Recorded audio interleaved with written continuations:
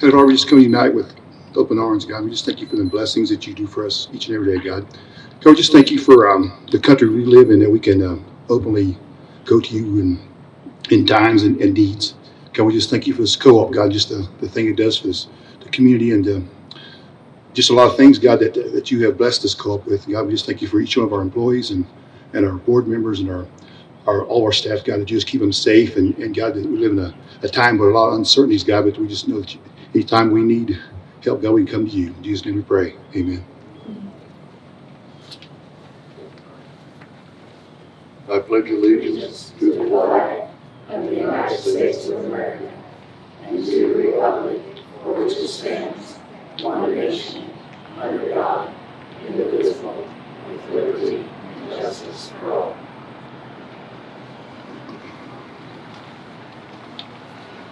We were going to cut this meeting short, but it's cooled off, so we're going to give you the whole load. I'd like to introduce the directors at this time. From District 1, Tony Cox. Tony, remain standing, please. I represent District 2. District 3, Butch Bisbee. District 4, Livingston, Warren Hoyt. District 5, Glenn Waters. District 6, Larry Muck. And District 7, W.D. Richards. Thank you.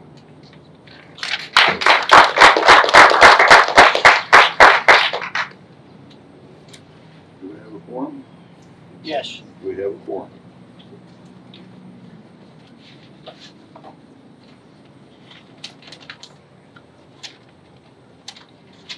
I have a short message to share with you. We appreciate you all coming. I know it was a hot evening and not the most pleasant conditions, but we do have air flowing through, so we'll take that. Anyway, on behalf of your board of directors, I can report that Farmers Electric is financially strong. We've met all our obligations that our lenders require. In 2021, we paid $1.2 million in capital credits to our members. And later this month, in September, we'll determine what the capital credit payout will be this fall.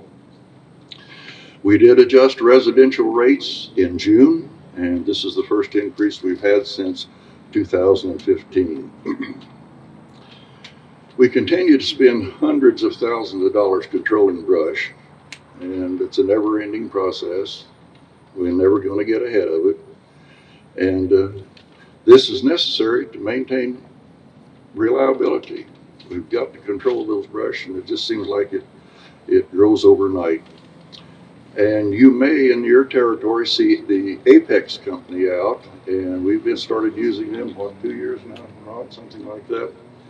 And they'll be spraying brush in several areas. There'll be a whole group of them in several trucks, and they'll be identified as a Apex, and they'll be have the Farmers Electric logo on the side, so you'll know who they are.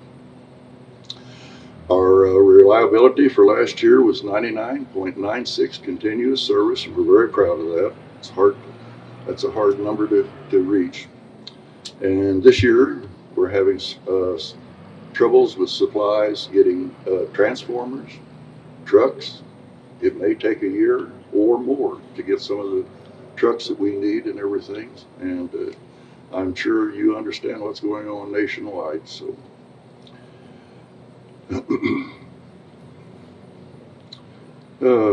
We see continued growth along the I-35 corridor, and that's where we built our new warehouse over there to serve that western area, and it's been a good buy and a good fit for the members over in there, and a good fit for the co-op.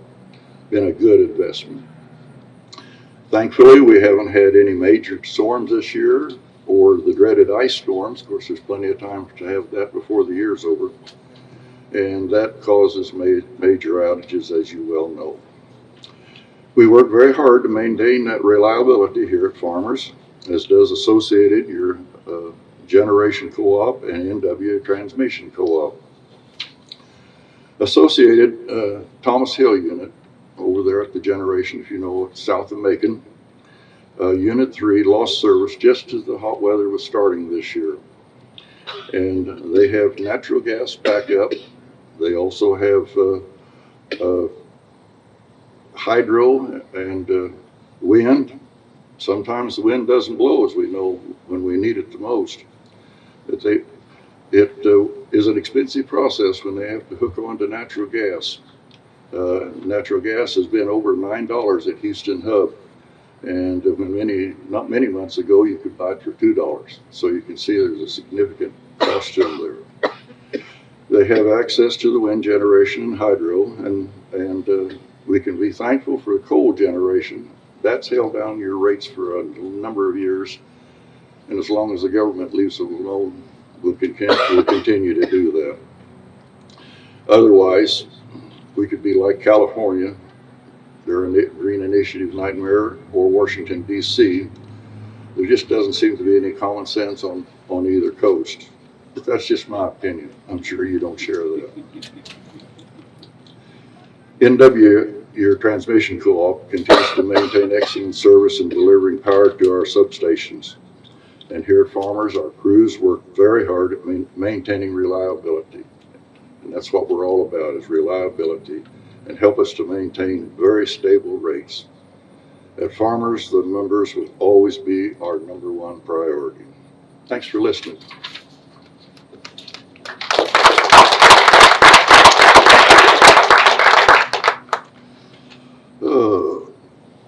Our General Manager, Rod Cotton, give his address now. Thank you. Well, good evening and welcome. Tonight marks Farmers Electric's 84th annual meeting. I feel blessed to be here tonight to give you the manager's report for Farmers Electric, and I want to thank the board of directors for this opportunity. 2021 was a successful year for our cooperative. I believe the purpose of Farmers Electric is not just to sell electricity to our members. It's also about meeting needs of our members and improving the quality of life in our region. Our ongoing mission is focused on providing safe, affordable, and reliable power to our membership. As general manager for Farmers Electric, I know firsthand that we accomplish this goal every year because of the hardworking employees. Here are the three areas that we focus on as a cooperative and how the employees of Farmers Electric helped accomplish that goal. Number one is safety. Farmers Electric places safety at the top of its priorities. We emphasize safety to our employees from the very first day they join the cooperative. Not only do we care about the safety of our team, we also educate members of our community on electric safety, including children, farmers, and first responders. Safety takes a moment, but the result of an accident can change a life forever. Number two is affordability. The cooperative closed 2021 with healthy margins that were sufficient to meet all of our lenders' financial requirements, while operating the cooperative with sound and ethical business practices. Farmers Electric refunded more than $1.2 million in capital credits to its members in December. This was the 30th year in a row that Farmers Electric returned patronage capital to its members. Number three is reliability. We are passionate about our commitment to providing you with reliable power. Maintaining reliable electric service requires planning, routine maintenance, pole replacements, system upgrades, and staying on top of new technology. As Leroy said earlier, we achieved 99.96% of the time that the members' lights were on. So I think it's a fantastic reliability mark. In order to maintain that level of service, we rely on all the hardworking staff here at Farmers Electric. I want to take this time to recognize our employees for their dedication to our membership to help us achieve our mission of providing safe, affordable, and reliable power. And we want to sincerely thank them for their time and contributions to the co-op. Together with the board, we have made it a priority to reward our employees for everything they do to help the cooperative succeed. And this includes providing employees with COVID leave during the early stages of the pandemic, allowing them to take time off for illness and close contact without using vacation or sick leave. The new paid time off plan was introduced to non-union employees earlier this year. That allows newer employees to earn additional time off with less years of service. than what was required in the old leave plan. We have discussed this with the union employees and hope to find a way to negotiate this into the new contract next year. One of my favorite things about my job is rewarding the staff. And earlier this month, every employee, including two who had left to pursue other opportunities, received a bonus in their paycheck for their dedication to the cooperative. As far as I'm concerned, once you're part of Farmers Electric, you're always part of Farmers Electric. We continue to celebrate employee birthdays and milestone anniversaries with the co-op. Every April, we recognize Line Worker Appreciation Day, and I meet with all employees to thank them for their hard work. I'm grateful to work with such a talented and dedicated people. As a final note, I'd like to address a concern recently brought up by a member. This member sent a letter to the board of directors and posted it on our Facebook page, raising concerns about the number of employees choosing to leave the cooperative. This member's concern touches a nerve felt by many electric cooperatives around the country and by almost all businesses and employers.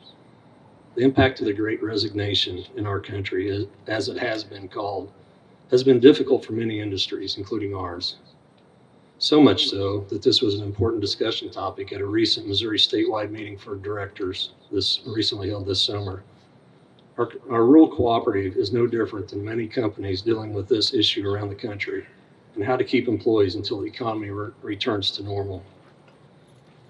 Electric cooperative employees are like many other employees throughout the country who have decided after dealing with the isolation of COVID and economic downturn to make a life change, switching jobs, changing industries, retiring early, taking time out to tend to their personal lives, or embarking on new careers that they've always thought about doing. Farmers Electric is no different in this struggle. We value and respect every employee at this co-op, and we want them to be happy to be here.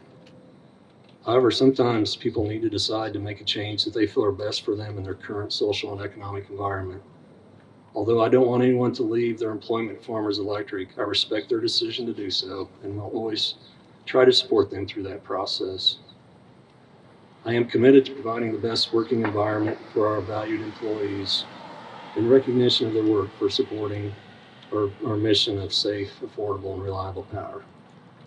So in summary, after 84 years, the co-op business model continues to serve our members and our communities well. In regard to future rate adjustments, we continue to monitor costs and will adjust pricing if necessary to operate the cooperative in a financially prudent manner. As the current economic downturn continues, we will come together as we manage through tough economic times. I want to thank you all for being here tonight, and please travel safe home.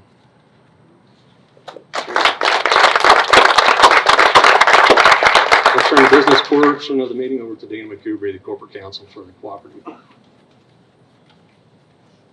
Thank you, Rod. Good evening. The order of this meeting is dictated by the bylaws of the corporation, of the co-op, which they haven't changed, I don't think, for 75 or 80 years. So it's very regimented, and we'll go through it, and we'll try to get through it as painlessly and quickly as possible. The first order of business requires me to read the notice of the regular meeting for this meeting. However, I can waive reading that. It's only about a half a page. If I could entertain a motion to waive the reading of that. I've got a motion and a second. A second? Okay, I have a second. All in favor say aye. Aye. Opposed, same sign. My first grade teacher, well, thank you, because she didn't teach me very good readings. Okay, the next three items are the review of the treasurer's report, the proof of mailing of the notice, and the reading of the annual minutes from last year. So I'd also entertain a motion to waive the reading of those three items, and we can proceed. I have a motion, and I have a second. All in favor say aye. Aye. Opposed, same sign. Okay, the motion carries. The next order of business is for us to announce the results of the election for the board of directors for this year. This year there was one opening, and that was Lynn County, Missouri, which is District 6. Our nominating committee met back in April, and they nominated Larry Muck to serve another 3-year term. And I'm pleased to tell you that through the drive-through voting, he received 400 votes. So Larry will be the member to start serving next Thursday and serve for the next 3 years. Moving along, the next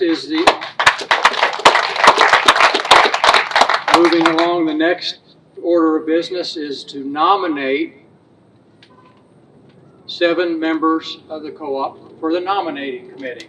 Every year in April, the nominating committee meets and nominates the people, the board of directors, the openings for that year.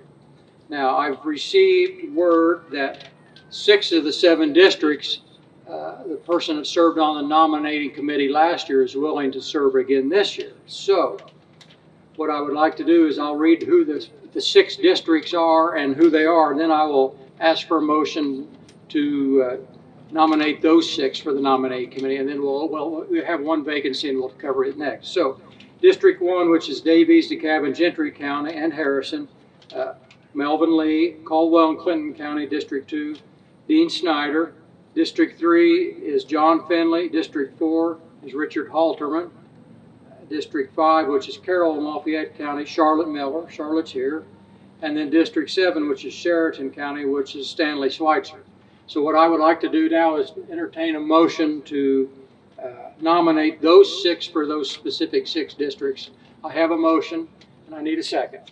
And I have a second. So all in favor of nominating those 6 to serve for the nominating committee for next year, signify by saying aye.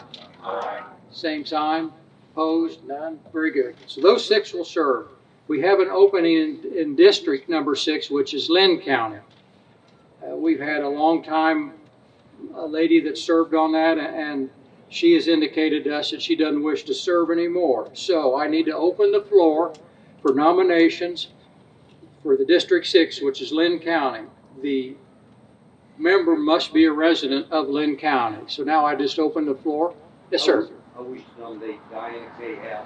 Okay, I have a nomination, Diane K. Howe. Any other nominations? They have to be a resident of Lynn County. All right, seeing none, I'll move it. The nominations closed. So all in favor of Diane K. Howe serving as a nominating committee for next year signify by saying aye. Aye. Opposed, same sign. All right, so Diane will serve as our nominating committee from Lynn County for next year. The next item, as mandated by the bylaws, is old business. I don't know of any old business, but yes, sir. I'm Dean Snyder. I currently serve on District 2 nominating board. Due to some other opportunities and best interest of the co-op, I would like to resign for my term. Okay. And I would like to nominate John Crawford, who is with us here tonight. Okay. Let me go back then. We'll not. All right. Okay, I'm sorry. So now we know that a nomination. We have one that's resigned, which is in District 2, Caldwell County. So I have a nomination to replace Dean Snyder. What was the man's name you're nominating? John Crawford. Okay. I have any other nominations from Caldwell County? Caldwell and or Clinton County. Okay. All right, seeing none, then let's all in favor of John Crawford serving on the nominating committee for next year signify by saying aye. Aye. Opposed, same sign. Okay. So John Crawford will be District 2 representative. Okay. Old business, I don't know of any. New business, I also don't know of any. I'd like to open up the meeting for any comments, questions for the good of the co-op. This is the time, if you have a question, to ask it or a comment or anything of that nature. This is the opportunity to do. Yes, sir. I have a comment. Okay. I think the rate of keeping the lights on that this co-op is maintaining is outstanding. 99.96. That is outstanding, gentlemen. That is amazing. It is. We as members appreciate it. We talk about, or they talk about that at a lot of the meetings, and I'm just, if it wasn't for squirrels and snakes, it would probably be higher. But no, this board spends a lot of money, like they both said, controlling the brush and keeping the trees out of the lines, and it pays us dividends and saves the members. But that's an unbelievable number. I haven't been able to equate that to the number of minutes it's out, but it's not very darn many. So no, it's amazing with all the variables that they have to deal with. It's just remarkable. Thank you for that positive comment. Any other comments? Seeing none, then I would entertain a motion to adjourn the business meeting. I have a motion. I have a second. All in favor of adjourning the meeting, say aye. Aye. Opposed, same sign. Seeing none, the meeting's adjourned. Thank you for coming and have a safe trip home.